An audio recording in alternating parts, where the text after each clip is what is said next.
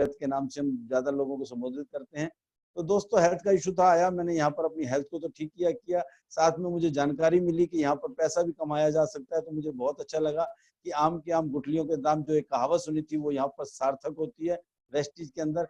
अपनी हेल्थ को भी ठीक किया, लोगों की हेल्थ को भी ठीक किया, और साथ में यहाँ से पैसे की अर्निंग भी मैंने यहाँ से की है। चलिए दोस्तों, इसमें बहुत सारे लोग वेस्टिज में आप सुनते होंगे कामयाब हुए, और बहुत सारे लोगों के बारे में आप जानते होंगे कि उन्होंने वेस्टिज करके छोड़ दी, नाकामयाब हुए। मैं एक ही चीज बताना चाहूंगा दोस्तों आप सबको, कि कामयाबी के पीछे भी कारण होता है और नाकामयाबी के पीछे भी कारण होता है। जो लोग कामयाब होते हैं उनके भी कुछ कारण होते हैं, उनके भी कुछ काम करने के तरीके होते हैं, उनकी सोच का रोल होता है। इसी तरीके से जो नाकामयाब होते हैं उनके पीछे भी उनकी सोच का और उनके काम करने के तरीके का रोल होता है। रोड मैप का मतलब वो बातें, वो चीजें जो हमारे दिमाग में फीड होती रहती हैं, रोड मैप का मतलब। और ये रोड मैप दो तरह का होता है। एक होता है बचपन में ही हम जिस माहौल में पढ़े बड़े लिखे होते हैं, जिस माहौल में रहते हैं, हम उस माहौल के हिसाब से अपना ढलते चले जा रहे हैं। अगर फादर ने जॉब की है तो हम भी जॉब करने की सोचते हैं, या हमें वही समझाया सिखाया जाता है, या हमारे माइंड को माइंड सेट कर दिया जाता है बड़ा होकर आपको जॉब करनी है। अगर किसी घर में दुकान है तो वो बड़ा होकर दुकान ही चलाता है। यानी कि वो अपनी इच्छाओं के हिसाब से नहीं जीता, अपनी जरूरतों के हिसाब से जीता है।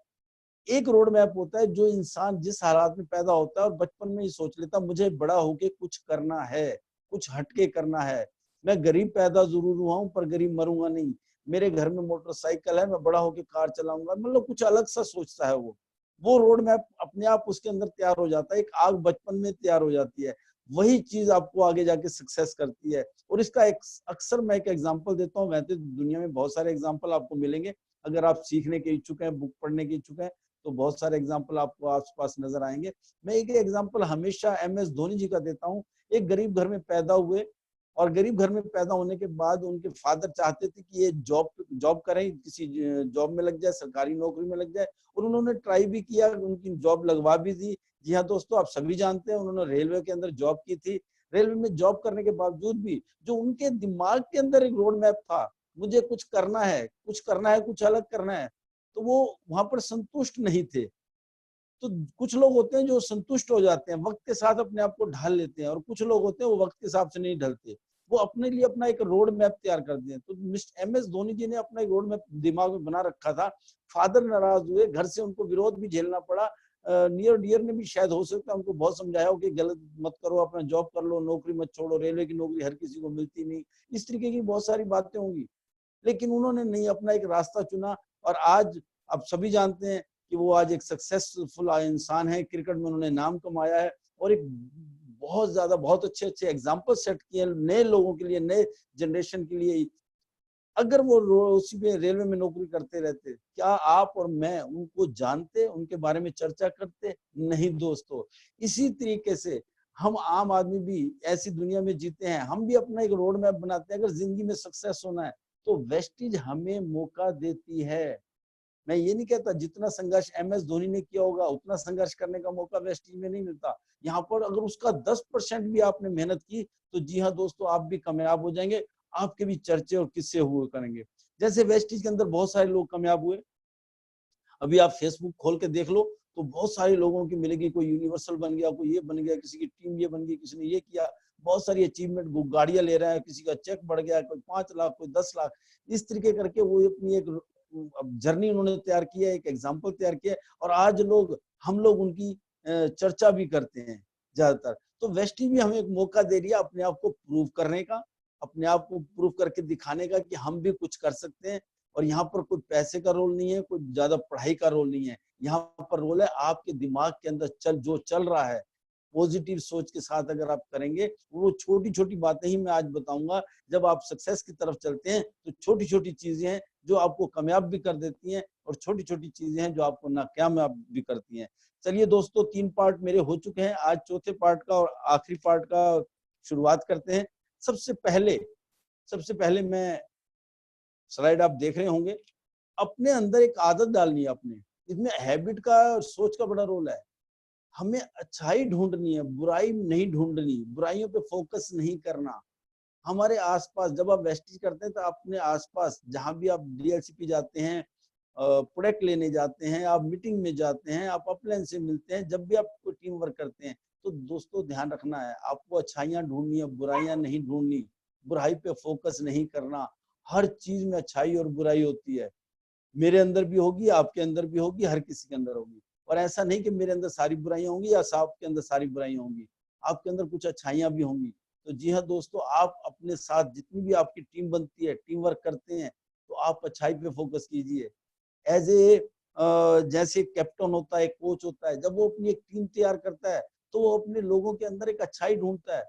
एक क्रिकेट की अगर मैं बात करूं तो जो क्रिकेट का कोच होता है वो देख लेता है, जब उनके साथ काम करता है, किसके अंदर क्या अच्छाई है। किसी की कैच करने की पावर अच्छी होती है, कैच करने की क्षमता अच्छी होती है, कोई बॉलिंग अच्छी करता है, कोई बैटिंग अच्छी करता है, किसी की फील्डिंग अच्छी होती है। तो इस तरीके करके कप्तान के पास कप्तानी के अपने डिसीजन लेने की पावर एक अलग होती है। कप्तान का टीम के साथ डिसीजन लेने के ऊपर बहुत सारा रोल होता है। तो ये सारा मिलकर एक टीम बनती है और एक टीम जीतती है, कोई अकेला व्यक्ति नहीं जीतता। जी हाँ दोस्तों, होता क्या है, जो कोच होता है, जो मेंटर होता है, वो हमारी अच्छाइयों को निकालता है। इसी तरीके से आपने भी हर जगह अच्छाई देखनी है, आपका उससे फायदा क्या होने वाला है। लोग क्या करते हैं, डीएलसीपी जाएंगे, नेगेटिव चीजें ढूंढेंगे, यहाँ पर पंखा नहीं लगा हुआ, यहाँ लाइन अच्छी है, डीएलसीपी वाला अच्छा बोलता नहीं है, इस तरीके की बातें होती है। या अपलाइन के अंदर बुराइयां ढूंढने लग जाते हैं, दूसरे की अपलाइन तो बहुत अच्छी है, हमारी अपलाइन में ये कमी है। कभी भी कमियों के अंदर बुराई मत ढूंढिए, बुराई मत ढूंढिए, अच्छाई पे फोकस कीजिए। और ये सिर्फ मैं वेस्टीज के लिए ही नहीं कह रहा, लाइफ के अंदर भी आपको ये हैबिट अगर आपके अंदर है, आप किसी ऑफिस में काम करते हैं, कहीं भी काम करते हैं, आपका बॉस होगा तो उसके अंदर कुछ ना कुछ बुराइयां होंगी तो कुछ अच्छाइयां भी होंगी। आप उस अच्छाइयों की अगर उनकी तारीफ करेंगे तो आपको धीरे धीरे लगेगा कि उनके अंदर बहुत सारी और अच्छाइयां भी हैं। अगर आप किसी की बुराई ढूंढना शुरू करते हैं तो आपको एक के साथ 10 बुराइयां और नजर आने लगती हैं। तो आपको एक नेचर बनाना है, एक हैबिट बनानी है, वेस्टीज में भी और वेस्टीज से बाहर भी, चाहे आप घर पे रहें, चाहे पड़ोस में रहें, गली में रहें, मोहल्ले में रहें, कहीं भी रहें, अच्छाई पे फोकस कीजिए, आपको बहुत सारी चीजें अच्छी दिखने लग जाएंगी। तो ये आपके नेचर में होना चाहिए, तभी आप एक अच्छी टीम खड़ी कर पाएंगे और वेस्टीज में कामयाब हो पाएंगे। दूसरे नंबर पे दोस्तों, पर्सनल लाइफ और प्रोफेशनल लाइफ को मिक्स मत कीजिए। मैंने अक्सर देखा है लोगों को, वेस्टीज में जब आते हैं तो वो पर्सनल लाइफ को ज्यादा मिक्स करके चलते हैं, जबकि बाहर की दुनिया में जब वो जॉब करते हैं, चाहे 8,000 की, 10,000 की, 20,000 की जॉब पे जाते हैं, ऑफिस के अंदर एंट्री करते ही, कंपनी के अंदर एंट्री करते ही वो अपनी पर्सनल प्रॉब्लम सारी भूल जाते हैं और 8 घंटे 10 घंटे जो काम करते हैं वो बिल्कुल उस कंपनी को पूरी तरह उसी को दे देते हैं। लेकिन वेस्टी जब करते हैं तो यहाँ पर पर्सनल प्रॉब्लम लेके बैठे रहते हैं हमेशा। नाकामयाबी के पीछे ये भी कारण रहता है। मीटिंग होती है, जब कहा जाता है कि मीटिंग में आ जाओ तो वो कुछ ना कुछ पर्सनल प्रॉब्लम बता देते हैं। दोस्तों, पर्सनल प्रॉब्लम को अलग रखिए, प्रोफेशनल अगर मीटिंग करनी है तो करनी है। आपने देखा होगा, जितने भी हमारे सीनियर हैं जब मीटिंग करते हैं तो वो मीटिंग करते हैं, वो अपनी, उनके साथ भी तो ऊंच नीच होता है, वो भी किसी फैमिली में रहते हैं, उनके भी पड़ोसी हैं, उनके भी पड़ोसी हैं, उनके भी घर है, परिवार है, सब है, दुख सुख उनके साथ भी है, जैसे आप लोगों के साथ है, डिस्ट्रीब्यूटर के साथ है। तो जितने भी लीडर हैं, कभी भी ये आपने देखा होगा, मीटिंग के टाइम पे टोटली इनके साथ क्या हुआ, घर पे क्या हुआ, उस पर फोकस नहीं करते, पर्सनल लाइफ को प्रोफेशनल लाइफ से मिक्स नहीं करते। मैं इससे अभी थोड़े कुछ महीने पहले की बात है, मैं बड़ा प्रभावित हुआ। मेरे सीनियर मिस्टर प्रीतम सिंह रावत जी, जो मेरे गुरु, जिन मेरे एंटर, जिन्होंने वेस्टीज में मुझे कदम कदम पे गाइड किया, और उनकी बदौलत ही मैं आज इस मुकाम पे हूँ। अभी कोरोना से कुछ टाइम पहले की बात है, उनके फादर 5-6 महीने लगातार बीमार रहते थे, आईसीयू में जाते थे। फिर वह बुजुर्ग थे काफी, उनके लीवर वगैरह डैमेज, बहुत सारी प्रॉब्लम थी उनको एज के हिसाब से। तो वो कभी आईसीयू में दाखिल होते, 3-3 4-4 दिन हॉस्पिटल में, 10 दिन एडमिट होते, फिर छुट्टी मिल जाती, फिर वो जाते। तो उस दौरान बीच में मुझे पता चला कि हमारे जो मेरे गुरु जो रावत जी हैं, वो बिजनेस के टाइम पे, मीटिंग के टाइम पे वो मीटिंग पे नजर आते थे, महसूस ही नहीं होने देते थे। किसी और लोगों से मुझे, अन्य लोगों से मुझे पता चला कि आज उनके फादर आईसीयू में थे, इसलिए वो मीटिंग में आए थे, अब चले गए हैं। इस तरीके की बातें मुझे दूसरों से पता चला। फिर जब उनके फादर की डेथ हुई तो प्रॉपर पूरी तरीके से 4 दिन उन्होंने जो काम करना था, क्रियाक्रम करना था, पूजा पाठ जो भी घर में होता है, हवन वगैरह, वो सारा किया। और 5वें दिन ही उन्होंने दिल्ली ऑफिस के अंदर मीटिंग रखी थी। जी हाँ दोस्तों, 5वें दिन ही उन्होंने मीटिंग रखी, टीम आई और मीटिंग की, कहीं कोई चर्चा नहीं उनके फादर की। और ये बाहर की दुनिया में भी तो होता है, जब किसी की दुकान होती है या जॉब होती है, 4 दिन क्रियाक्रम, कितना भी दुख सुख हो, 4 दिन की क्रियाक्रम करके लोग दुकान खोल देते हैं। लेकिन अगर किसी को कहो इन्वेस्टिंग मीटिंग है, वो छोटी सी प्रॉब्लम को इतना लंबा करता है, 1 महीने की छुट्टी लेके बैठ जाता है। जब भी उसको मीटिंग की बात करो वो प्रॉब्लम ही सुनाते हैं। तो दोस्तों जो आपकी पर्सनल प्रॉब्लम है उसको साइड पे रखिए, प्रोफेशनल लाइफ एक अलग होती है। या कई बार क्या होता है, लोग इसमें फैमिली के लोग भी जुड़ जाते हैं, दो भाई इकट्ठे जुड़ जाते हैं। जब आप प्रोफेशनल हैं तो हो सकता है आपकी जो छोटा ब्रदर हो, आपको छोटा भाई हो, वो आपकी अपलाइन हो, छोटी सिस्टर आपकी अपलाइन हो सकती है। जब आप बिजनेस में आते हैं तो आप उसको एज ए अपलाइन ही मानिए, ना ही उसको छोटा भाई मानिए, उसको एज ए अपलाइन ही प्रमोट कीजिए। देखिए स्टेज पे आपकी टीम का मैसेज आएगा, लोग सुनेंगे, देखेंगे यार ये छोटा भाई है, लेकिन आपने वहां पर अपलाइन ही कहना है, मेरा ग्रेट अपलाइन, मेरा फला फला। तो वहां पर आपने भाई और बहन का रिश्ता नहीं दिखाना, वहां आपको प्रोफेशनल बन के काम करना है। अगर आप भाई बहन के रिश्ते निकालेंगे तो लोग कहेंगे ये तो घर के ही लोग लगे हुए हैं, ये दुनिया के लिए क्या, ये तो खुद ही पैसा कमाने में लगे हुए हैं। तो पर्सनल लाइफ को और प्रोफेशनल लाइफ को थोड़ा सा अलग रखना है। जो भी आपकी प्रॉब्लम है वो पर्सनल लाइफ में है, उसको प्रोफेशनल लाइफ के साथ जोड़िए नहीं। और ये बहुत सारे लोग होते हैं, जैसे कि छोटा सा आप देख रहे होंगे लिखा हुआ है, मुझे इनका एग्जाम्पल याद आ गया, सचिन तेंदुलकर का। जब उनके फादर बीमार थे, वो विदेशों में मैच खेल रहे थे, उनके फादर की डेथ हुई, आए, उन्होंने अपना जो क्रियाक्रम करना था, जो पुत्र का उन्होंने जो फर्ज था वो पूरा किया। और 4 दिन बाद फिर गए, वहां पर मैच था, विदेश में गए, और जाते ही उन्होंने मैच भी खेला और ना ही मैच खेला, वहां पर शतक लगाया। और शतक लगाने के बाद लास्ट में जब मैन ऑफ द मैच हुआ तो उन्होंने कहा कि ये शतक मैं अपने फादर को समर्पित करता हूँ। तो दोस्तों पर्सनल लाइफ को प्रोफेशनल लाइफ से जोड़िए मत। काम अपनी जगह है और पर्सनल लाइफ अपनी जगह है। तो इसलिए बहुत सारे लोगों को मैंने देखा है, सब कुछ करेंगे, एक 8-10 हजार की नौकरी पे चले जाएंगे, लेकिन छोटी सी घर में कोई बीमार हो, कुछ भी हो, मीटिंग से कैंसिल हो जाते हैं।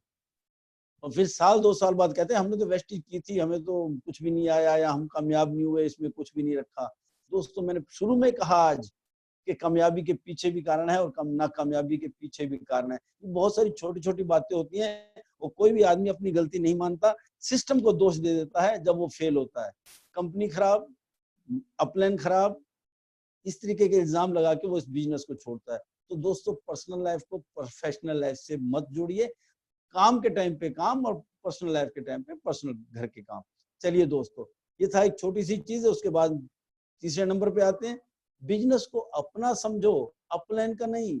स्टार्टिंग में जब लोग काम करते हैं, मीटिंग में आते हैं, तो वहां पर जैसे मैंने पहले पहले का नुक्स निकालना शुरू करते हैं, यहाँ पर दरी सही नहीं बीजी, कुर्सियां कम हैं, यहाँ पर पंखा सही नहीं लगा हुआ, यहाँ हवा नहीं आ रही, यहाँ लाइट की कमियां देखते हैं। ये बिजनेस दोस्तों आपकी अपलाइन का नहीं, आपका भी है। आपकी अपलाइन तो एक अरेंजमेंट करवा रही है आपके लिए, आप उसका हिस्सा बनो ना। आप भी कहो, आप 2 दिन पहले, 1 दिन पहले अपलाइन को कहो सर कल मीटिंग होने वाली है। पहले जैसे हम होटलों में मीटिंग करते थे, आज तो जूम पे करते हैं। तो आप होटल में जब मीटिंग फिर स्टार्ट हो जाएंगी, कोई दिक्कत नहीं है, जब भी कोई सेमिनार हो आप अपलाइन को फोन कीजिए, सर मेरे लिए कोई काम हो तो बताइए, कल मैं अवेलेबल हो सकता हूँ, मैं पहुंच सकता हूँ अगर मेरे लिए कोई जरूरत हो। आप देखिए आपका अपलाइन आपकी तरफ ध्यान जाने चालू हो जाएगा, आपके रिलेशन अच्छे बनेंगे। आप बिजनेस को अपना समझिए। मीटिंग में आ जाएंगे, कोई शोर कर रहा है, वहां पर देखते हैं जी कोई कमांडर बना हुआ है या वॉलंटियर बना हुआ, वो चुप कराएगा या अपलाइन चुप कराएगा या उस व्यवस्था को अपलाइन सुधारेगा। नहीं दोस्तों, आपका अपना बिजनेस भी है, इसको पूरी तरह अपना समझिए। अगर आप इसको अपना समझेंगे तभी आपको काम करने का मजा भी आएगा।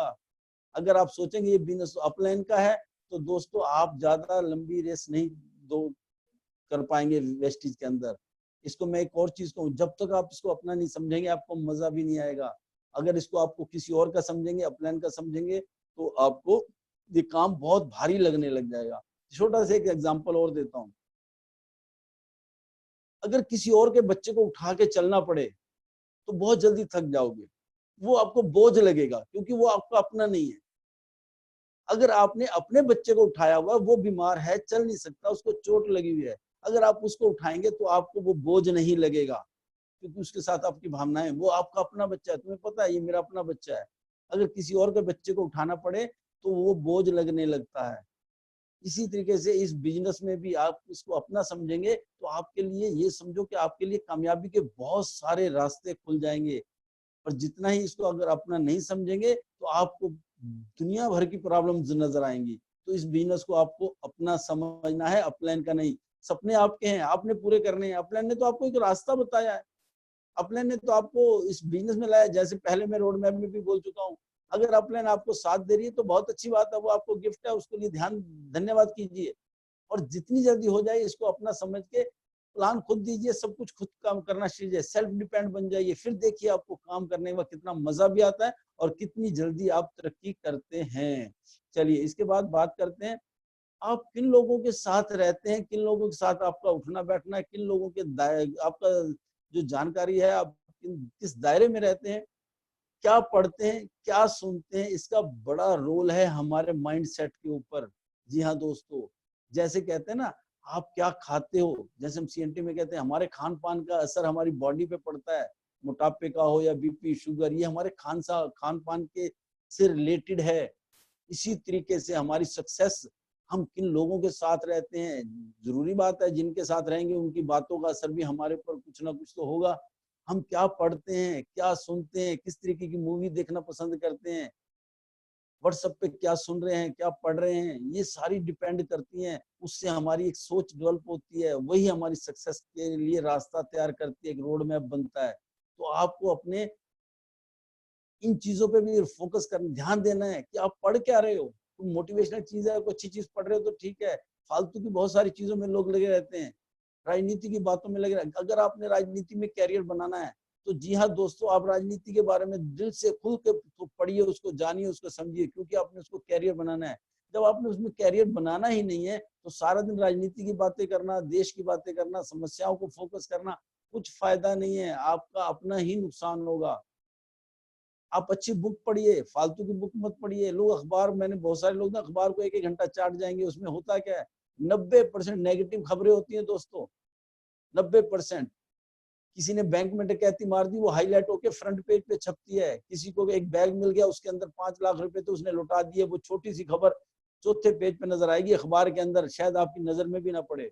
अच्छी खबर बिल्कुल छोटी सी होती है, और किसी बुरी खबर, किसी का कत्ल कर दिया, वो फ्रंट पेज पे होगा। इस तरीके से करके नेगेटिव खबरें होती हैं, तो लोग ज्यादातर वही पढ़ते हैं। सीरियल भी बहुत सारे आते हैं, क्राइम के ऊपर सीरियल, बहुत सारे लोग क्राइम के सीरियल देखने में मजा आता है, लगे रहते हैं। आप देखने के बाद आप ये सोचिए आपको मिला क्या उससे। बिजनेसमैन जो होते हैं वो ये देखते हैं इससे मुझे फायदा क्या है, अगर मैं ये काम करता हूँ तो मुझे फायदा क्या है, मेरा नुकसान क्या है।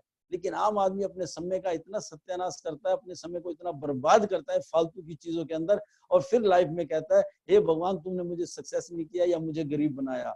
कुछ भी नहीं है, हमारी अपनी सोच का खेल होता है इस बिजनेस के अंदर। तो ये ध्यान रखें दोस्तों। कोशिश करें, सोशल मीडिया में बहुत कुछ आता है, अगर सोशल मीडिया का सही इस्तेमाल किया जाए तो आप बहुत सारा फायदा उठा सकते हैं। लेकिन बहुत कम लोग सोशल मीडिया का सही इस्तेमाल कर रहे हैं। सोशल मीडिया पे लोग अपना समय बहुत बर्बाद करते हैं, बहुत बर्बाद करते हैं। तो जहां तक हो सके सोशल मीडिया को अवॉइड कीजिए, सोशल मीडिया पे चिपके मत रहिए। जानकारी के लिए अच्छी चीज है, सोशल मीडिया बुरा नहीं था, लेकिन उसको बुरा बना दिया गया गलत तरीके से इस्तेमाल करने से। चलिए दोस्त आगे चलते हैं। नंबर 5, काम को अपना शौक बना लो, काम आसान हो जाएगा। जी हाँ दोस्त, अगर काम को आप अपना शौक बना लेंगे तो आपको ये काम आसान लगेगा। शौक, मैं कहूँ जैसे कहा जाता था कि सचिन तेंदुलकर ने बहुत सारे शतक लगाए, बहुत सारा मैच खेला, बहुत मेहनत की, कितने साल तक उसने सचिन को कहा गया। तो जब सचिन का इंटरव्यू लिया गया, सचिन तेंदुलकर जी का, तो उन्होंने कहा जी मैंने इस बिजनेस को शौक बना लिया। आपको काम नजर आता है पर मेरा ये काम नहीं, मेरा शौक है। और जब किसी शौक बन जाता है आपका काम, तो आपके लिए वो आसान भी हो जाता है और वो आपको पेन नहीं देता। कोई कुछ लोग होते हैं जिनका शौक नहीं, जॉब है, जॉब भारी क्यों लगती है, क्योंकि वो शौक नहीं है। दुकान खोले बैठे हैं, बुखार चढ़ा हुआ है, कुछ भी है, दुकान खोलते हैं, वो शौक नहीं है, वो जरूरतें पूरी करने के लिए है। उसमें हम टाइम पास करते हैं। मैं एक चीज, एक फिल्म और देख रहा था, मंगलयान के ऊपर एक फिल्म बनी थी। जो साइंटिस्ट था जो आविष्कार करने पे लगा हुआ था, जो आविष्कार करने पे लगा था, उसको समय का ध्यान नहीं रहता, उसने उसको शौक बनाया हुआ है। कब 4 बज गए, कब 5 बज गए, कब रात बज गई। जिनका जुनून होता है वो समय को नहीं देखते। और उसके साथ जो लोग, उस फिल्म के अंदर मैंने देखा था, मुझे मैसेज मिला था, तो उसके साथ जो लोग काम कर रहे थे वो अपनी छुट्टी का इंतजार करते हैं कि शाम को 5 बजे छुट्टी होनी है, वो घड़ी को देखते हैं कब 5 बजे और छुट्टी हो। उनको उसका शौक नहीं था। लेकिन जिसने आविष्कार करना था उसको, उसने अपना शौक बना लिया था, तो उसको अपने समय की कमी नहीं, समय पे ध्यान नहीं जाता था। इसी तरीके से वेस्टिंग में भी जितने भी कामयाब लीडर हैं वो समय को ध्यान नहीं देते, कब क्या हो रहा है। लेकिन जो दूसरे लोग होते हैं वो समय पे ध्यान देते, क्योंकि उन्होंने शौक नहीं बनाया। मैंने भी वेस्टीज को अपना शौक बना रखा है, मुझे बहुत अच्छा लगता है ट्रेनिंग सुनना, ट्रेनिंग करना, ट्रेनिंग सुनना, ट्रेनिंग करना। कुछ लोग सोचते हैं कि आपको बोझ लगता है, ये दूसरों को लगता है, हमने इसको शौक बनाया हुआ है। और ये दूसरों को अक्सर बहुत सारी चीजें ऐसी नजर आती हैं। मुझे एक एग्जांपल और याद आया, एक बार ट्रेन में बैठे हुए थे, तो साथ वाली ट्रेन पे कोई और था, मुझे दूर तक जाना था, जैसे मैं ट्रेवल करता रहता हूँ, सुल्तानपुर जाना था, तो वहां पर 12 घंटे लगते हैं। एक आदमी ने रास्ते में उतरना था और मुझसे पूछ लिया कहाँ जाओगे? मैंने कहा मैं सुल्तानपुर जाऊंगा। अच्छा अच्छा, सुल्तानपुर तो सुबह पहुंचोगे, सारी रात इसी ट्रेन में बैठे रहोगे? उसने ऐसे मुंह बनाया जैसे बहुत बड़ा काम हो रहा हो। और मैंने शौक बनाया हुआ, बिस्तर लगाया, किताब पढ़ने लगे, कब सुल्तानपुर आ गया, कब सुबह हो गई पता ही नहीं चलता, क्योंकि इसको शौक बनाया। अगर यही काम मुझे बॉस ने भेजा होता कि आपको सुल्तानपुर जाना है, वहां ये काम करना है, आपको लखनऊ जाना है, आपको पंजाब जाना है, ये काम करना है, परसों रिपोर्ट लेके आनी है, आपका दिल नहीं करेगा यार बॉस ने कहाँ भेज दिया, इतना अच्छा मौसम, ये अब जाऊंगा फिर 2 दिन लगेंगे, वो एक बोझ लगता है। जब आप काम को शौक बना लेते हो तो आपको बहुत मजा आता है। तो हमने वेस्टीज को, अपने जितने भी लीडर हैं, जितने भी लोग सक्सेस हैं, आप उनको ध्यान से देखिए कि वो उन्होंने अपने काम को शौक बनाया हुआ। मेरी टीम में बहुत सारे लोग हैं, सबने अपने बिजनेस को शौक बना रखा है। ये मीटिंग करने बैठते हैं, हमें समय का भी ज्ञान नहीं रहता, लेकिन फिर भी हमें ध्यान रखना पड़ता है दूसरों के हिसाब से कि दूसरे लोग इससे परेशान ना हो। तो हमने इसको शौक बनाया हुआ है। दोस्त, आप भी इस काम को शौक बना लेंगे, किसी भी काम को आप शौक बनाएंगे तो आपको वो चीज अच्छी लगती है। चलिए दोस्त, अगली स्लाइड पे चलते हैं, नंबर 6 पे। जब इस बिजनेस को करेंगे तो आपके साथ बहुत सारे उतार चढ़ाव आएंगे, हर तरह का, हर सारा दिन जो रोज हर दिन एक तरह का नहीं होता और हर पल एक जैसा नहीं होता। मोटिवेट होते हैं, कई बार डीमोटिवेट होते हैं। अच्छी 3-4 जगह प्लान दिया, हमें अच्छी सेल मिल गई, अच्छे लोगों ने परचेजिंग अच्छे से कर ली, तो उस दिन हमें बहुत अच्छा सा लगता है, मोटिवेट होते हैं। या अच्छी मूवी देख ली, या अच्छा ट्रेनिंग अटेंड कर ली, तो हमें बहुत अच्छा लगता है, मोटिवेट होते हैं। कई बार क्या होते हैं, हमारे मन मुताबिक हमें रिजल्ट नहीं मिलते, हम कहीं जाते हैं प्लान देने, हम सोचते हैं आज बहुत अच्छा होगा, आज तो 3-4 ज्वाइनिंग आएंगी, और वहां पर ऐसे ऐसे क्वेश्चन कर देते हैं, ऐसे ऐसे लोग मिल जाते हैं जो नेगेटिव तरह के लोग होते हैं, और हमें वहां से रिजल्ट नहीं आता, तो हम डीमोटिवेट हो जाते हैं। थोड़ी देर के लिए होता है, लेकिन एक चीज ध्यान रखनी है आपने, उस टाइम पे जब आप मोटिवेट हो तो डाउनलाइन से बात करो। आप मोटिवेट है, अच्छी मीटिंग की है, अच्छी मीटिंग अटेंड की है, अच्छी बुक पढ़ी है, फट अपनी डाउनलाइन में किसी भी व्यक्ति से बात कर सकते हैं, डिस्ट्रीब्यूटर से बात कर सकते हैं, क्योंकि आप मोटिवेट है, आपके अंदर से एक एनर्जी निकलेगी, चाहे आप फोन पे बात कर रहे हैं, सामने तक सामने वाले को ट्रांसफर हो जाएगी। अगर आप डिमोटिवेट हैं तो गलती से भी डाउनलाइन में फोन मत करना। डिमोटिवेट है, टाल जाओ, आप बिजी हैं, कोई भी है, उस वक्त आपने फोन नहीं करना। अगर आप डिमोटिवेट हैं तो आप अपलाइन से बात कर सकते हो, अपलाइन से आपको जो भी परेशानियां है बात कर सकते हैं, लेकिन ध्यान रहे इस बात का मतलब लोग बहुत गलत निकाल लेते हैं। डिमोटिवेट है तो जब भी परेशानी आई अपलाइन को फोन करना है, ऐसा भी नहीं है कि आप सोचो भाटिया जी ने कहा था जी जब परेशान हो अपलाइन को पकड़ लो। ये आपको अपने विवेक से काम लेना है कि किस टाइम क्या बात करनी है। अगर बहुत जरूरी लगे तो आप अपनी परेशानी को अपलाइन से डिस्कस कर सकते हैं, नहीं तो उस टाइम कोई मोटिवेशन बुक पढ़ लें, मोटिवेशनल कोई वीडियो देख लें जो आपको बहुत अच्छी लगती है। अगर कुछ भी देखने को दिल नहीं करता तो आप कोई ऐसे सॉन्ग सुन लें जिससे आपको थोड़ा सा अच्छा लगे, आपका मूड चेंज हो जाए। लेकिन सॉन्ग सुनते वक्त भी ध्यान रखें, ऐसे गाना मत सुनिए दर्दे दिल दर्दे जिगर, ये आपको डिमोटिवेट और कर देंगे। कोई स्ट्रॉन्ग मोटिवेशनल गाने सुन सकते हैं, बहुत हैं, बहुत गाने हैं। आप एक गानों की लिस्ट भी बना सकते हैं अपने पास एक लिस्ट बना के गाने अपने पास रिकॉर्ड भी कर सकते हैं, डाउनलोड कर सकते हैं। 10-12 गाने ऐसे होने चाहिए जो आपको मोटिवेट करें। जैसे मैं अक्सर एक गाना सुनता हूँ, रुक जाना नहीं तू कहीं हार के, कांटों पे चल के मिलेंगे साए प्यार के, तो वो बहुत मतलब मुझे कामयाबी नजर आती है उसमें, अंदर उस गाने के अंदर एक मोटिवेशन मिलता है, रुक जाना नहीं, हिम्मत नहीं हारनी। तो ऐसी बहुत सारी चीजें होंगी दोस्त।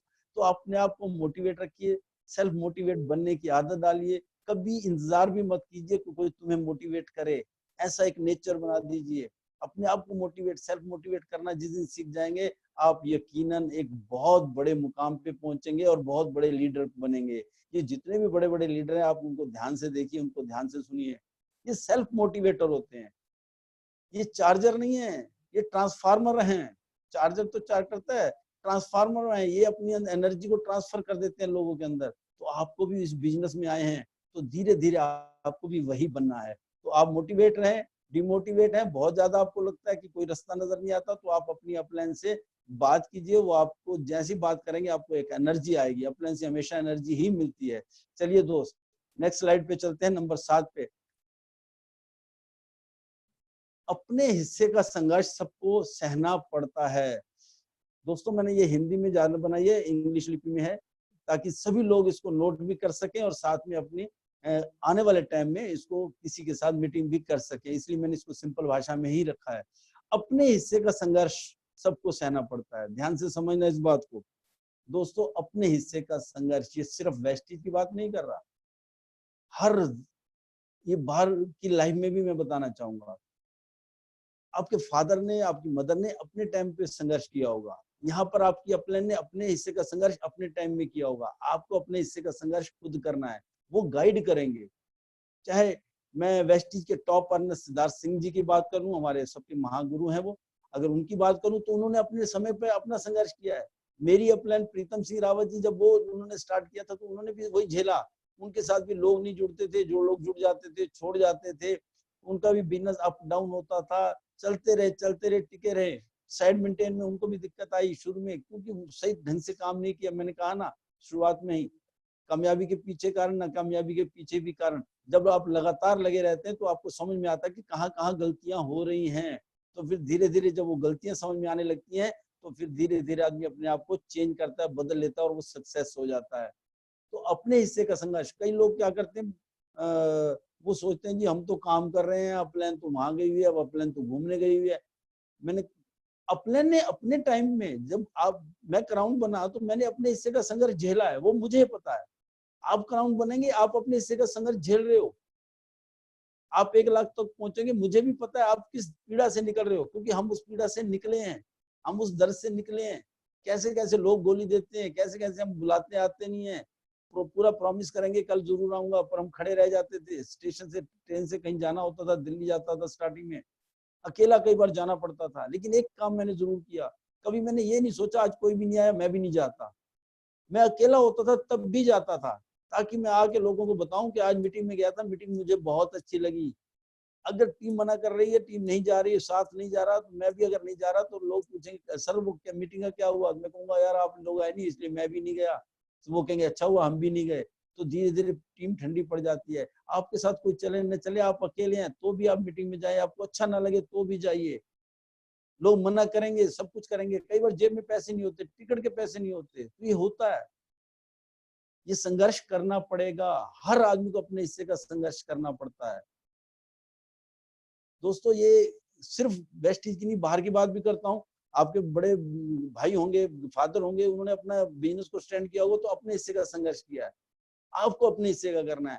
यहाँ भी वेस्टीज में कभी ये मत सोचिए कि ऊपर वाला पैसे कमा रहा है, अगर बार बार ऊपर देख के चलेंगे तो दोस्त आप नीचे गिरेंगे, ये सिद्धांत है। अगर आपने किसी बड़े पहाड़ की चोटी पे चढ़ना है तो आपको झुक के नीचे देख के ही बड़ी पहाड़ की चोटी पे चढ़ सकते हैं। अगर पहाड़ की चोटी पे चढ़ना है और आप गर्दन ऊंची करके चढ़ रहे हो, यकीनन आप गिरेंगे। वेस्टीज में भी अगर आप देखना है, अपलाइन को देखिए, वो उनके काम करने को तरीके को देखिए, उनसे ये चीजें सीखिए और खुद चलना शुरू कीजिए और अपने रास्ते को नीचे नजर रख के चलिए कि आपकी टीम में कौन कौन लोग हैं, किसको मैं बड़ा कर सकता हूँ, किसको 8 से 11 पहुंचा सकता हूँ, कौन डायरेक्टर बनेगा। आप नीचे देखिए, अपनी टीम के अंदर देखिए, जितना नीचे वालों को कामयाब करेंगे उतना आप ऊपर पहुंचेंगे। फॉलो अप जिसको कहते हैं, अप अप अप अप। आप टीम के साथ काम कीजिए, डाउनलाइन में जाइए, जैसे अक्सर कहा जाता है अपलाइन से पूछे कैसे, नीचे वालों को बताओ ऐसे, और सब कमाओ पैसे, ये एक डायलॉग हमेशा मीटिंग में आप सुनते होंगे। तो अपने हिस्से के संघर्ष के लिए अपने आप को तैयार रखें, किसी को इल्जाम मत लगाएं। संघर्ष जिसने किया है वो आपको गाइड कर सकता है, वो है सिर्फ और सिर्फ आपकी अपलाइन। तो दोस्तों आपको इस चीज का ध्यान रखना है, ये नहीं सोचना, कुछ लोग हिसाब लगाते हैं जो उसको हमारी अपलाइन का पे आउट इतना चेक आया तो हमारी वजह से आया। कई लोगों के मन में ऐसा आता है, जब जब वो आता है उनका बिजनेस डाउन होता है, चेक करके देख लेना। जब जब आप ये सोचेंगे कि आपकी वजह से अपलाइन, कहते हैं ना सब कुछ पालो, गलत फहमी मत पालो। इस बिजनेस में एक चीज ध्यान रखना, तो ये अपने हिस्से के संघर्ष को याद रखिए दोस्त, हर आदमी ने अपने हिस्से का संघर्ष किया है। और मैं इसके लिए एक चीज और बताना चाहूंगा, बाली जी ने भी जब कंपनी चालू की होगी तो उन्होंने भी अपने हिस्से का संघर्ष किया होगा। शुरू में उन्होंने 650 रुपए का प्रोडक्ट लेके ज्वाइनिंग होती थी, 600-650 के प्रोडक्ट से कंपनी चलाना, और कहा कि भाई यहाँ पर गाड़ियां मिलेंगी, विदेश यात्राएं होंगी, तो लोग कहाँ विश्वास करते होंगे। 100 लोगों से बात करते होंगे तब जाके कोई एक तैयार होता होगा। उन्होंने हिसाब लगाओ आप, उन्होंने पहले 5 करोड़ की टर्नओवर करने के लिए कितना संघर्ष किया होगा, पहले 5 करोड़ की टर्नओवर के लिए संघर्ष किया होगा दोस्त। अब 22 करोड़ का टर्नओवर होता है, 2200 करोड़ का, लेकिन अब उतना संघर्ष नहीं जितना पहले था। तो दोस्तों संघर्ष तो बाली जी ने भी किया, संघर्ष हमारे सिद्धार्थ सिंह ने भी किया, मेरी अपलाइन प्रीतम सिंह रावत जी ने भी किया, मैंने भी किया, आप भी कर रहे हो। लेकिन इस संघर्ष का रिजल्ट बहुत अच्छा है दोस्त, बहुत अच्छे मुकाम पे, बहुत अच्छी कंपनी के साथ जुड़े हैं। इसके लिए आप ऊपर वाले को धन्यवाद भी कर सकते हैं। चलिए नई स्लाइड पे चलते हैं। स्मार्ट बिजनेस का नेचर। जी हाँ दोस्तों, लाइफ में 2 तरह के काम होते हैं, एक होता है हार्ड वर्क, एक होता है स्मार्ट वर्क। और सबको पता है पैसा स्मार्ट वर्क में, हार्ड वर्क में नहीं है। हार्ड वर्क वो होता है जिसको हम करते हैं और पैसा आता है, हम करना छोड़ देते हैं, पैसा नहीं आता। स्मार्ट वर्क वो होता है जिसको हम स्टार्ट तो कर देते हैं, हम शुरू कर देते हैं और धीरे धीरे उसमें पैसा आता है, वो स्मार्ट वर्क आता है। हम काम ना भी करें तो पैसा आता है, जिसको पैसिव इनकम के नाम से भी लोग कहते हैं। तो दोस्तों स्मार्ट वर्क का भी एक नेचर होता है। आप ड्यूटी जा रहे हो, तनख्वाह मिल रही है, ड्यूटी नहीं जाओगे तनख्वाह नहीं मिलेगी, वो आपका 100% से रिलेट है। 100% मेहनत, 100% रिजल्ट। लेकिन स्मार्ट में क्या होता है, स्मार्ट वर्क के अंदर स्टार्टिंग में आपको 100%, 100% आपकी मेहनत होगी और रिजल्ट मात्र आपको 10% मिलेगा, ये ध्यान रखना। इसीलिए आपने बहुत सारे लोगों को सुना होगा, मेरा पहला पे आउट 80 रुपए का, मेरा पहला पे 90 रुपए का, 150 रुपए का, 200 रुपए का। मेरा अपना खुद का 45 रुपए आया था पहला पे आउट। मेहनत कितनी थी, ज्यादा थी, और पे आउट आता छोटा सा। लेकिन स्मार्ट वर्क का एक नेचर मैं आपको बता रहा हूँ, आपकी शुरू में मेहनत 100% है लेकिन रिजल्ट 10% है। लेकिन अगर आप लगातार लगातार लगातार मेहनत करते चले जाएंगे, एक दिन ऐसा आएगा आपकी मेहनत 10% होगी और रिजल्ट आपको 100% मिलेगा। जैसे कि मैंने अभी बताया, वेस्टिज को शुरू के पहले 5 करोड़ की टर्नओवर लेने के लिए स्टार्टिंग में बाली जी को कितना संघर्ष करना पड़ा होगा। कितनी कंपनी आई हुई थी, नई कंपनी थी, किसी ने नाम नहीं सुना था। आज कंपनी की सब कुछ एक तैयार, रोड तैयार हुआ, हाईवे तैयार हो चुका है जिसपे हम और आप काम कर रहे हैं, हमारे लिए आसान हो चुका है। लेकिन रोड तैयार किसने किया, उबड़ खाबड़ रास्ता किसने झेला, दुनिया की बातें किसने झेली, कितने चैलेंज आए होंगे बाली जी को, उन्होंने वो सारी चीजें झेली। तो यहाँ हमें अपने हिस्से का संघर्ष भी करना है और इस नेचर को जरूर समझना है कि ये बिजनेस शुरू में मेहनत मांगेगा, रिजल्ट कम आएगा। लेकिन अगर आप टिके रहेंगे तो धीरे धीरे आपका रिजल्ट, मेहनत होगी 10%, रिजल्ट आपको आएगा 100%। तो इस चीज को आप बिल्कुल ना भूलिए। चलिए दोस्त नई स्लाइड पे चलते हैं। एक और शानदार बात मैं आपसे करने जा रहा हूँ।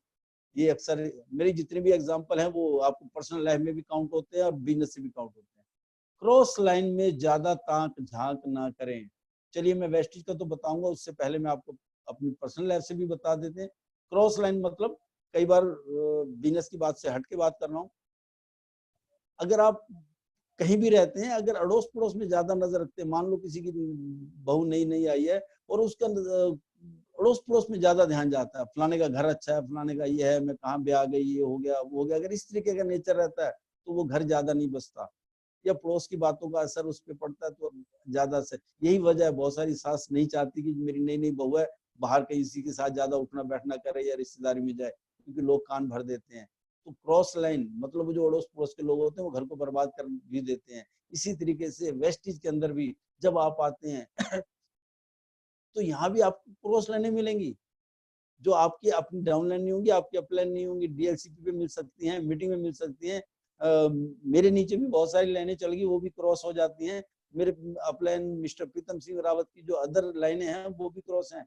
आपको एक कला और सीखनी पड़ेगी, क्रॉस लाइन से कितना रिलेशन रखना है, हेलो है रखना, बस ज्यादा पर्सनल लाइफ में उनके नहीं घुसना, ताक झांक नहीं करनी। कई बार क्या होता है यार, वो दूसरी लाइन में तो मीटिंग बहुत अच्छी करते हैं, वो तो बहुत अच्छे समझाते हैं, इस तरीके की ताक झांक रहती है।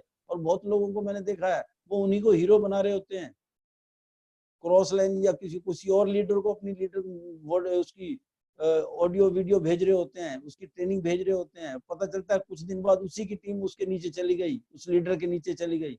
जब आप प्रमोट ही दूसरे को कर रहे हो तो आपकी टीम कल को चली जाएगी, फिर हमारे पास फोन आता है, सर मेरे कुछ लोग उधर चले गए। क्यों चले गए? आपने प्रमोट जिसको किया था, लीडर को प्रमोट करना है तो अपनी अपलाइन को करो ना। क्रॉस लाइन में ज्यादा ताक झांकी मैंने देखा, मेरा अपना पिछले 5 साल का एक्सपीरियंस है। बहुत सारे लोग मेरी टीम में आए, वो क्रॉस लाइन में ज्यादा ध्यान रहता था, वो बहुत अच्छा बोलता है, वो ये करता है वो करता है, धीरे धीरे उनकी टीम खत्म हो गई और वो खुद भी खत्म हो गए।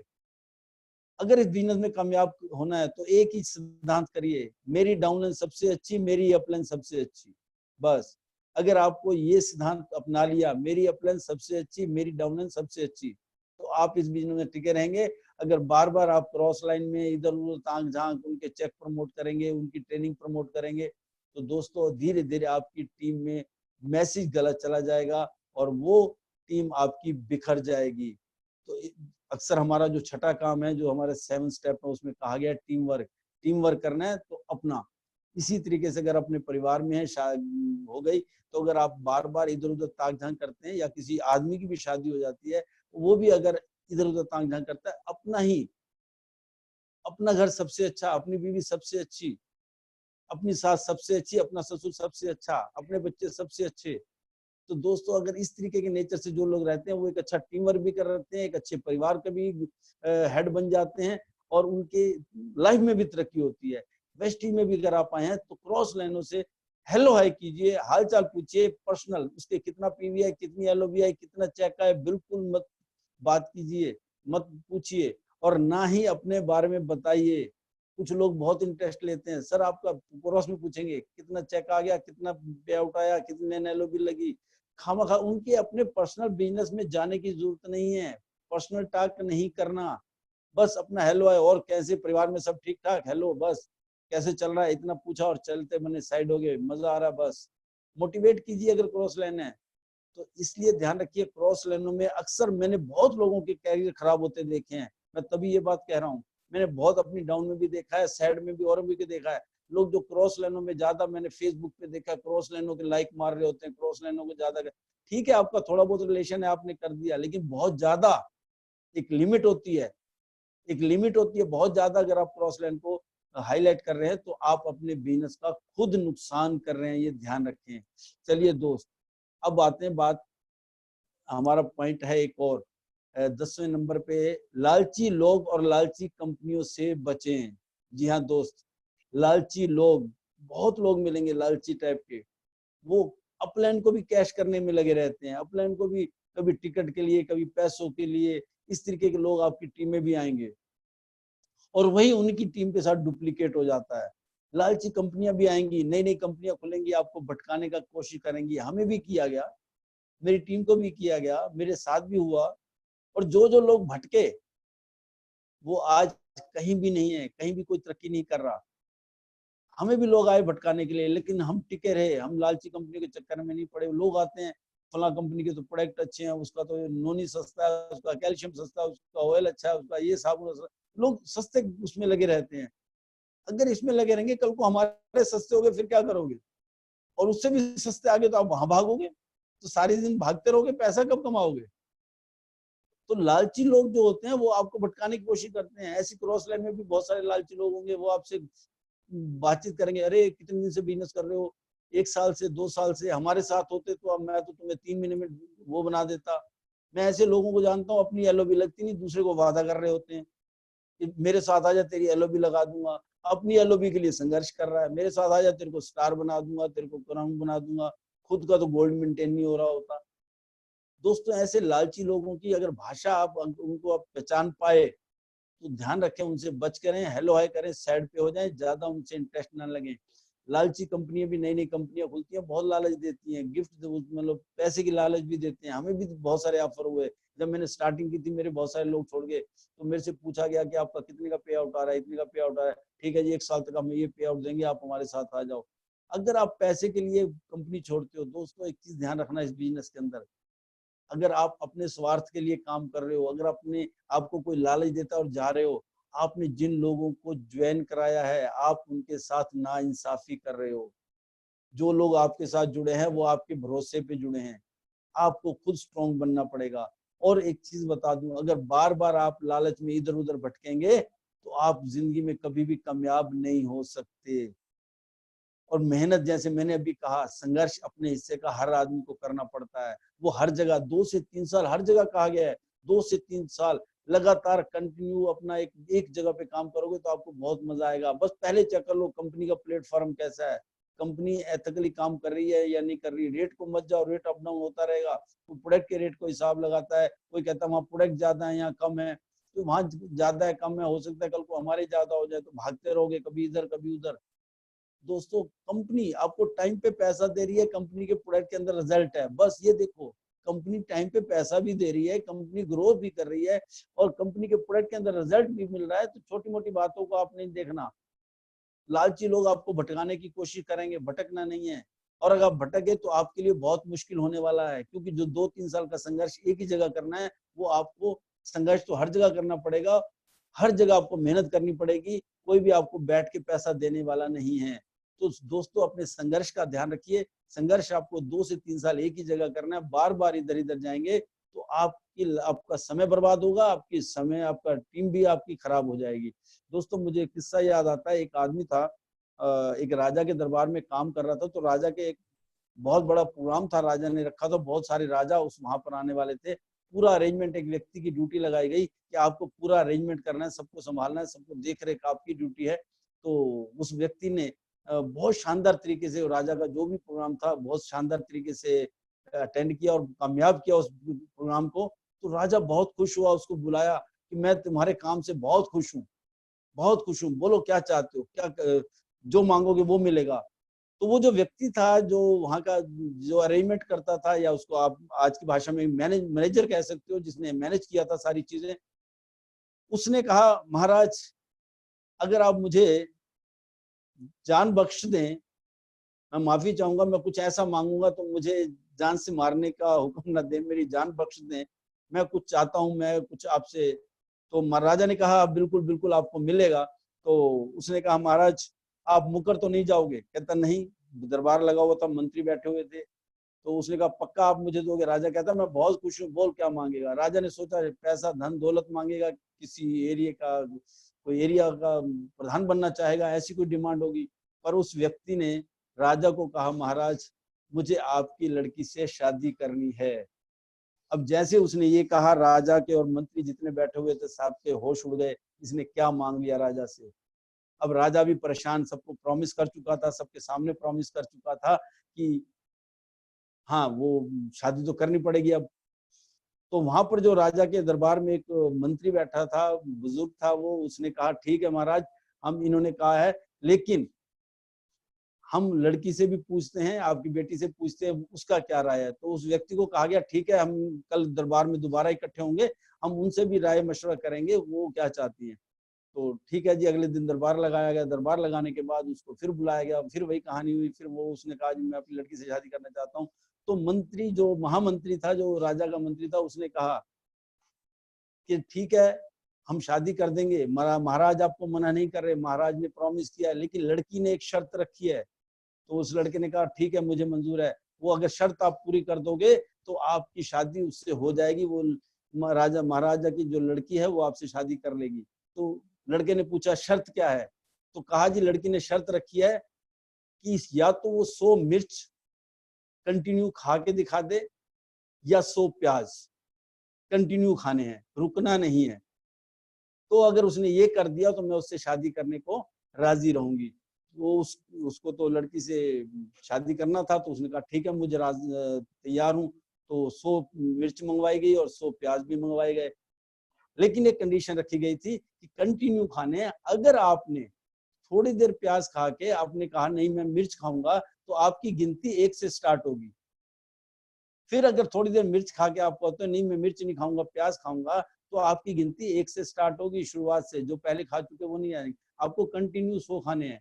उसने कहा मंजूर है, और उनके सामने प्याज और मिर्च लाई गई। दोस्तों उसने कहा मैं प्याज खाता हूँ। तो उसको प्याज दिए गए, जैसे प्याज खाने चालू किए, 1 2 3 4 प्याज खाए, उसकी आंखों से पानी, कानों में ऐसा बुरी तरह प्याज से मुंह जलने लगा। 10-12 प्याज खाने के बाद उसने सोचा इससे तो मिर्च खा लेता, वो ज्यादा अच्छा है, ये तो बहुत कड़वे हैं। उसने कहा जी मैं मिर्च खाऊंगा। उन्होंने कहा ठीक है इसके आगे मिर्च रखी जाए। तो फिर गिनती 1 से चालू हुई, मिर्च की गिनती चालू हुई, 1 2 3 4 5 6 10 खाने के बाद उसकी बुरी हालत हो गई, मुंह में जलन होने लगी। फिर उसने कहा नहीं नहीं नहीं, इससे तो प्याज ही अच्छे थे, प्याज खाऊंगा। फिर उसने प्याज खाने चालू किए, फिर गिनती 1 से चालू हुई। इस तरीके करके उसने प्याज भी खाए और मिर्चें भी खा ली, और लगभग दोनों मिला के 100 खा लिए होंगे। लेकिन वो जीता एक भी शर्त नहीं, मेहनत उधर भी करनी पड़ी, मेहनत उधर भी करनी पड़ी, लेकिन वो थक हार गया और उसने माफी मांग ली, महाराज मुझे माफ कर दो, मुझे कोई शादी वादी नहीं करनी। और उसके बाद फिर वो वहां से अपने पुराने काम में लग गया। सेम इसी तरीके से इस बिजनेस में भी लोग आते हैं, कोई उसको लालच देता है, इस कंपनी में आ जा, उस कंपनी में आ जा।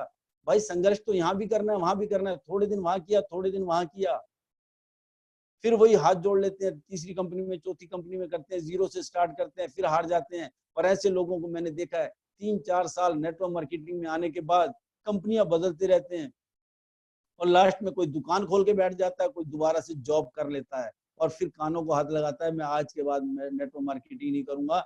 वो बन जाता है मार्केट का भूत।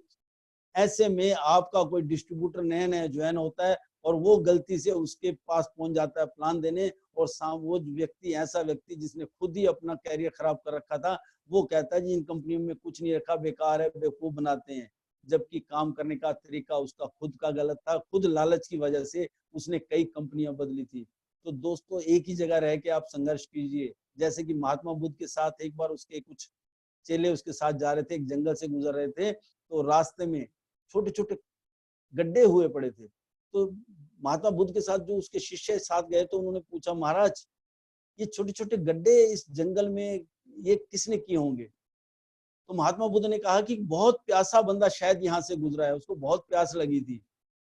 तो चेलों ने कहा बहुत प्यास लगी थी तो इनका छोटे छोटे गड्ढों से क्या मतलब है? तो उसने कहा जी शायद उसको पता था कि यहाँ पर 100 फुट पे पानी निकल आएगा। उसने गड्ढा खोदना शुरू किया, 10 फुट खोदा, फिर कहा नहीं लगता यहाँ पानी नहीं निकलेगा, दूसरी जगह 10 फुट गड्ढा खोदा, फिर उसको विश्वास नहीं हुआ यहाँ नहीं निकलेगा पानी, तीसरी जगह, चौथी जगह, 10-10 फुट के उसने 10 गड्ढे खोद दिए, 100 फुट तो उसने खोद लिया कि पानी कहीं भी नहीं निकला। अगर एक ही जगह पे 100 फुट खोद देते तो नीचे से पानी निकल आता। यही गलती बहुत सारे लोग करते हैं। हर कंपनी में 1.5-2 साल संघर्ष करते हैं, स्ट्रगल करते हैं, इधर उधर भागते हैं, टीम लगाते हैं, और उसके बाद होता क्या है, वो थक हार के फिर अपनी पुरानी काम पे लौट जाते हैं और बन के फिर मार्केट के भूत, जैसे मैं इनको मार्केट का भूत कहता हूँ, ये दूसरों को शिक्षा देने लग जाते हैं कि नेटवर्क मार्केटिंग बेकार है। इन्हीं लोगों की वजह से नेटवर्क मार्केटिंग बदनाम हो चुकी है। दोस्तों नेटवर्क मार्केटिंग में आए हैं तो एक चीज ध्यान रखिए, जो आप लिस्ट आपको बनाने के लिए दी जाती है, जो लिस्ट आपको कही जाती है 100 लोगों की लिस्ट बनाओ, दोस्तों वो 100 लोगों की लिस्ट नहीं है, वो आपके लिए एक चंदन की लकड़ी का गुच्छा है, चंदन की लकड़ी का जंगल है। इसको बेकार मत होने देना, इसकी वैल्यू समझना। एक एक व्यक्ति आपके लिए बहुत वैल्यू रखता है दोस्त। एक एक व्यक्ति, एक बार एक व्यक्ति लकड़ी काटने का काम करता था। एक बार राजा शिकार करते करते रास्ता भूल गया और जंगल में भटक गया। जंगल में जब रात हो गई तो उसने देखा जंगल के अंदर एक छोटी सी झुग्गी झोपड़ी थी। तो राजा तो भेष बदल के घूम रहा था।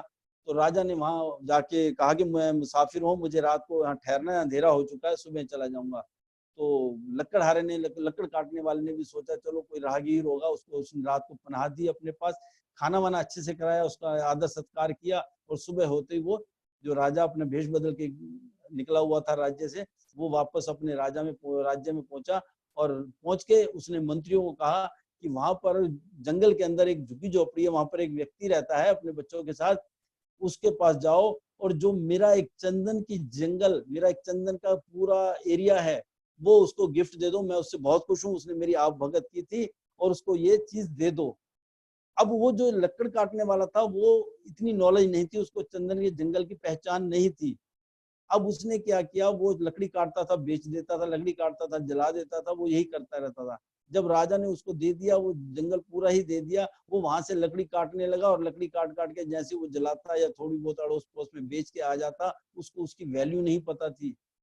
धीरे धीरे वो जंगल खत्म हो गया, वो लकड़ी काटता बुजुर्ग हो गया, बुढ़ा, और एज बढ़ गई उसकी। एक बार कहीं अचानक फिर राजा को उस एरिया में जाना, जंगल की तरफ जाना पड़ा, भेष बदल के वो वहां घूम रहे थे अपने राज्य की पैरवी करने के लिए, देखने के लिए मेरे राज्य में क्या क्या हो रहा है। तो वहां देखा तो वही झुग्गी थी, वही बुजुर्ग आदमी बाहर बैठा अपनी कुल्हाड़ी को ठीक कर रहा था। तो राजा उसके पास पहुंचे और हैरान हो गए कि मैंने इतना बड़ा चंदन का जंगल दिया था, तेरे पास तो आज बहुत धन दौलत होनी चाहिए थी, तू आज भी उसी झुग्गी झोपड़ी में रह रहा है। तो उसने कहा महाराज वो तो आपने दिया था, मैंने काट काट के उसको कुछ जला दिया, कुछ बेच दिया। तो राजा ने कहा कहाँ बेचा? के पड़ोस के गांव में, वहां भी उनको लकड़ी चाहिए होती है जलाने के लिए, मैंने वहां भी बेच दी। तो राजा ने कहा बेवकूफ, वो चंदन की लकड़ी थी, उसका एक टुकड़ा भी बहुत कीमती है। अगर इस लकड़ी को आप लकड़ की मंडी में जाके बेचते तो एक एक टुकड़े की आपको बहुत ज्यादा कीमत मिलने वाली थी, तो आपने सारा जंगल खत्म कर दिया। तो कहता हाँ महाराज मैंने खत्म कर दिया। तो राजा ने कहा थोड़ी बहुत कहीं लकड़ी बची है तुम्हारे पास? तो उसने कहा मेरे पास जरा भी नहीं बची। इतने में उसका बेटा आया, बोला पापा पापा, जो हमारे पास कुल्हाड़ा है लकड़ी काटने वाला, उस कुल्हाड़े के अंदर जो हत्था डाला हुआ है वो हमने उसी जंगल की, चंदन की जंगल की लकड़ी का डाला हुआ है।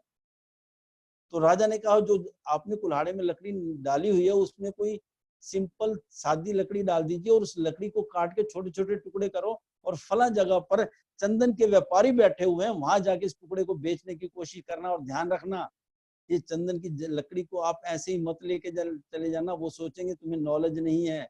इस चंदन की लकड़ी को आप कपड़े में लपेट के इसकी वैल्यू दिखाना, जैसे कीमती चीज को लपेट के लिए ले जाया जाता है, तो वहां ले जाना और वहां इसको बेचने की कोशिश करना, आपको दाम अच्छे मिलेंगे। तो उसने उस कपड़े को उसी तरीके से अच्छे से लपेटा और वहां गए चंदन के व्यापारी के पास में, छोटे छोटे टुकड़े का भी उसको बहुत सारा पैसा मिला। और वो हैरान हो गया, एक छोटी सी लकड़ी के इतना दाम मिला, मैंने तो पूरा जंगल ही खत्म कर लिया। उसको अपनी गलती का एहसास हुआ। दोस्तों इसी तरीके से जो हम 100-200 लोगों की लिस्ट बनाते हैं, हम उनको यूज करते हैं, कभी एक कंपनी में कभी दूसरी कंपनी में, ये हमारे कीमती चंदन की लकड़ी हैं, इसको वेस्ट मत होने दो। लोग अपनी गलती से इस चंदन की लकड़ी को जला बैठते हैं। 10 दिन उस कंपनी में, 20 दिन उस कंपनी में, 4 आदमी वहां ज्वाइन करा दिए, 4 आदमी वहां ज्वाइन करा दिए। इसी वजह से बहुत सारे नेटवर्कों को मैं जानता हूँ 3-4 कंपनी के बाद कहते हैं कि मेरे पास तो लोग ही नहीं है, मैं किसको ज्वाइन कराऊं। यही वजह है, वो अपनी चंदन की जंगल की लकड़ी को सस्ते में इधर उधर खराब कर देते हैं। तो दोस्तों वो लिस्ट आपकी चंदन की लकड़ी की तरह है। एक एक आदमी अगर आपके नीचे, अगर ढंग से आपने सिस्टम को फॉलो करते हुए, चीजों को सीखते हुए और अपनी पूरी ईमानदारी के साथ इसको अपना बिजनेस समझ के जिसको भी आप ज्वाइन कराते हो सकता है उसी में कोई सिद्धार्थ सिंह हो, प्रीतम सिंह रावत जी हो, गुलशन भाटिया हो, कोई ना कोई आपकी लिस्ट में है छुपा हुआ। लेकिन अगर आपने गलती से उसको मिस यूज किया, उसका इस्तेमाल गलत तरीके से किया, तो आप जिंदगी भर पछताएंगे। तो ये ध्यान रखना है दोस्तों।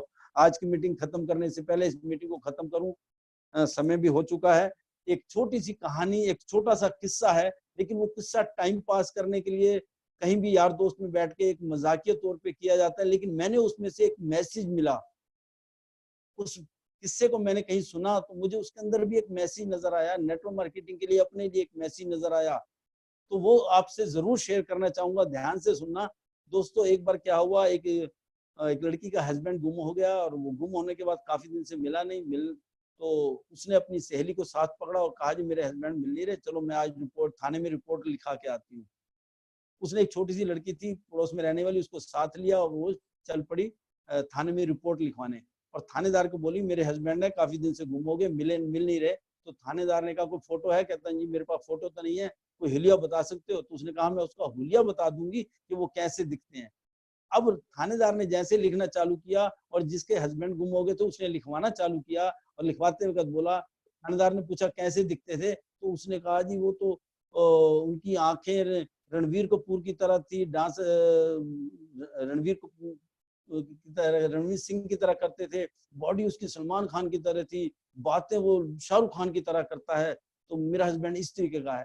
तो इस तरीके की बातें लिखवाने के बाद जब बाहर निकले तो उसके साथ जो छोटी सी लड़की की सहेली गई हुई थी, उसने कहा दीदी दीदी ये आप क्या लिखवा रहे थे? जीजा जी तो ऐसे नहीं लगते, ऐसे नहीं दिखते।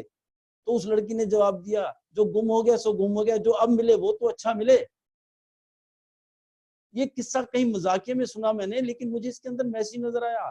हमारी सोच, हम जिंदगी में पीछे कहीं भी हो, जो आने वाला समय हमारा वो तो अच्छा गुजरे। हमने जो भी बिताया, किसी भी माहौल में बिताया, अगर आप नेटवर्क मार्केटिंग में आ गए हैं तो यहाँ से तुम्हें अच्छा लेना है तो अपनी सोच को अच्छा करना पड़ेगा, सोच को पॉजिटिव करना पड़ेगा। अब जो आपको जिंदगी मिले वो तो अच्छी मिले, पीछे जो गरीबी गुजारी, जो भी गुजारा, जैसा भी वक्त गुजारा, कोई दिक्कत नहीं है। अब हजारों लाखों लोग वेस्टीज के जो एग्जाम्पल बनाए हुए हैं, आपका इंतजार कर रहे हैं, आपको गाइड करने के लिए तैयार हैं, आपको रास्ता दिखाने के लिए तैयार हैं, समय समय पर आपके साथ मीटिंग करने को तैयार हैं, प्लान दिखाने को तैयार हैं। तो दोस्तों आपका अच्छा समय आगे इंतजार कर रहा है। बस अपनी सोच को, जितनी भी आप कहीं मीटिंग ट्रेनिंग अटेंड करते हैं, जो भी आपको बताया जाता है, खाली सुनने से कुछ नहीं होगा। उन बातों पे अमल कीजिए और अपने आप को सेल्फ डिपेंड बनाइए। अगर आपकी अपलाइन प्लान देती है तो आप ये सोचिए कि प्लान अपलाइन कब तक देगी, एक दिन मुझे देना पड़ेगा, क्योंकि आपकी 2, 4, 6 लोगों की टीम बनेगी तो अपलाइन प्लान दे देगी, लेकिन जब आपकी 50 लोगों की टीम होगी तो कौन प्लान देगा?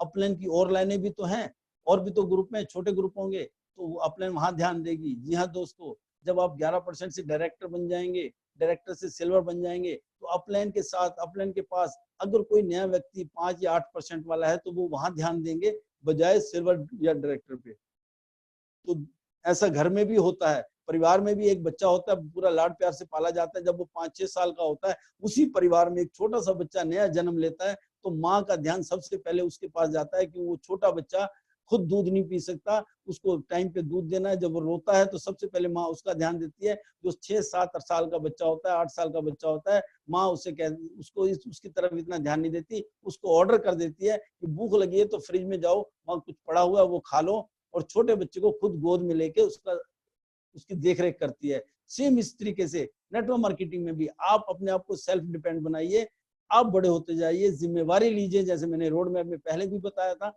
जिम्मेवारी लेने की आदत डालिए, अपनी टीम के लिए काम करें। टीम आपको देख रही है, अगर आप अपना अच्छे तरीके से काम कर रहे हैं, अपलाइन की रिस्पेक्ट कर रहे हैं, डाउनलाइन को पूरा मोटिवेट कर रहे हैं, तो टीम भी आपसे सीख रही है। टीम भी वही करेगी जो आप कर रहे होंगे। आप अगर गलत काम कर रहे हैं, आप लालची कंपनियों के चक्कर में रहते हैं, कई कंपनी आपकी जेब में लेके चलते हैं, आप लालची लोगों के साथ रहते हैं, तो ये चीजें सारी डुप्लीकेट हो जाएंगी आपकी टीम में, और फिर 2-3 साल बाद आप इस वेस्टी जैसे बिजनेस से आउट हो जाएंगे। और आउट होने के बाद क्या बनते हैं वो मैं बता ही चुका हूँ। हमें यहाँ पर भूत नहीं बनना, हमें एक लीडर बनना है, कामयाब लीडर बनना है, जिसको वेस्टीज का एक मतलब है कि आप कामयाब हो जाएं, लोग आपको फॉलो करें और वो भी कामयाब हों। तो दोस्तों, इस नाम को, वेस्टीज के इस नाम को सार्थक करना है। हमने अपनी सोच से, अपने दिमाग के अंदर एक अच्छा रोड मैप बना के कामयाबी का रोड मैप बनाना है, जिससे हम कामयाब हों और हमारे पीछे पीछे भी लोग हमें फॉलो करें और वो भी कामयाब हों। तो आज की मीटिंग में यहीं पे समाप्त करता हूं, और आगे की